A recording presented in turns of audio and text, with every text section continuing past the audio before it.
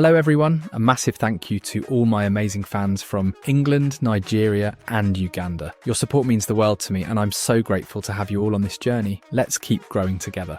The Grand Canyon-sized space in Manchester United's midfield still hasn't been addressed. With the exception of the FA Cup final against Manchester City, Erik Ten Hag's tactics didn't work last season, and the large gaps in the midfield was one of the biggest problems. It was too easy for the opposition to play through United, and there were dozens of examples when embarrassing images of space in the midfield during games were shown on social media and TV. Casemiro's regression was a huge factor in the midfield problem against Liverpool. He was struggling to intercept balls, read play, and became slower, but the tactical system itself was failing more often than not, and Ten Hag was responsible for not recognising the issue and addressing it. United suffered a record number of defeats in the Premier League in 2023, 24ths, and conceded their most goals. Ten Hag oversaw 19 losses across all competitions, the most since 1977-78, and it was obvious his tactics needed to change. However, it felt like Groundhog Day when Liverpool hammered United 3-0 at the weekend. Although Casemiro was awful and made mistakes for the 2 goals in the first half, newly appointed Liverpool manager Slot easily won the tactical battle. Ten Hag cannot account for Casemiro giving the ball away so cheaply. He was rightly hooked at halftime. But the space in the midfield can't be blamed on a single player. Just like last season, it's in part a structural problem, and Slot broke down how to beat United in just 60 seconds when speaking to Sky Sports following the final whistle. What did you identify that allowed you to get this result today? Daniel Sturridge asked on punditry duty. Slot responded, last season they were man-marking in the midfield, and they had the press with a number 7 and number 11.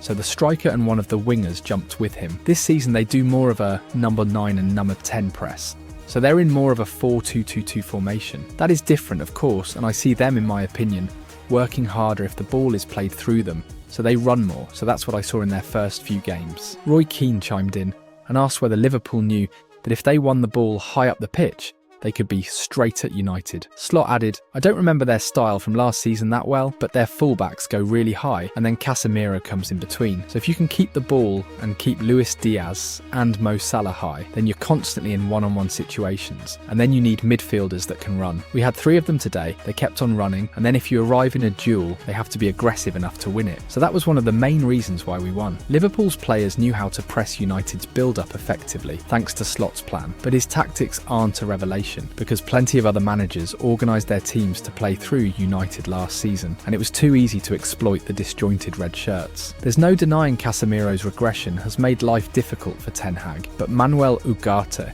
could be a world-class starter, and the problem would still be there. Ugarte is more mobile than Casemiro, but the space in midfield will continue to be an issue until the shape of the team and the pressing structure improves, which shouldn't be a conversation considering Ten Hag is now into his 3rd year at the club. Slot has been in charge of Liverpool for 3 games and has got his ideas across, while Brighton beat United last weekend with a 31-year-only manager, only appointed in June. Ten Hag has received the heaviest backing of any manager in the post-Sir Alex Ferguson era, and results like Sundays aren't good enough. Something needs to change, and quickly. A massive thank you to all my amazing fans. Those make-subscribe Manchester United will reportedly face competition from Liverpool for the signing of Everton centre-back Jarrad Branthwaite in the future. Branthwaite was one of United's top targets during the summer, with the Reds lodging speculative bids that were way under the Toffees' asking price of £70 million.